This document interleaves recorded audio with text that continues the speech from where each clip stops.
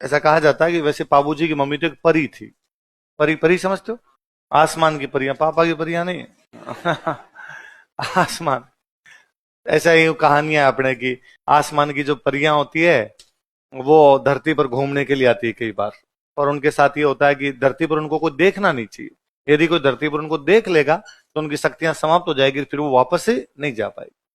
तो ऐसी एक बार कोई एक परी, एक कोई अप्सरा धरती पर घूमने के लिए उतरी। गलती से उसका हेलीकॉप्टर लैंड कर गया मारवाड़ में।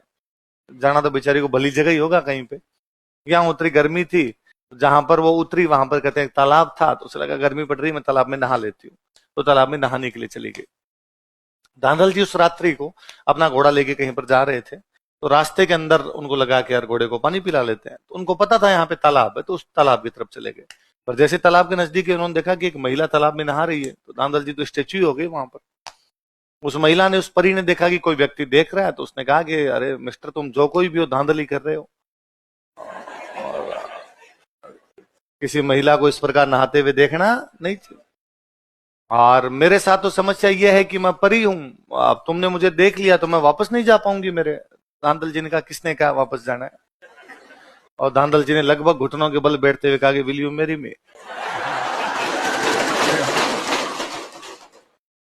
परी ने कहा, दो शर्तें।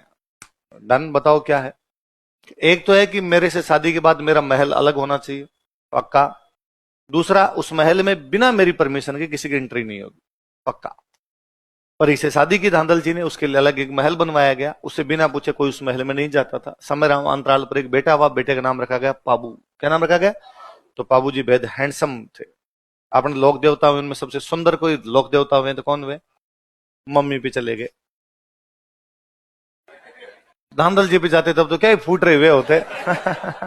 मारवाड़ का आदमी डाकी टाइप का ही होता है। मम्मी परी थी।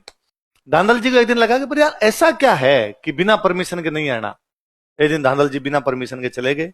उन्होंने जाके देखा कि वहां पे परी है ही नहीं। वहां पर एक शेरनी है और पाबू उसका दूध पी रहे हैं। उनको कहा, ये क्या कोतक है? शेरनी ने जैसे ही वापस धांधल जी को देखा, वो परी बनी और उसने कहा, इसी दिन के लिए मैंने मना किया था। मेरे पास ये ताकत है कि मैं अपना रूप बदल सकती हूँ, पर तुमने एग्रीमेंट तोड़ा है, इसलिए मैं अब यहाँ नहीं रहूंगी। इस बच्चे को तुम रखो अब। और कहते हैं वो परी यहाँ से चली गई।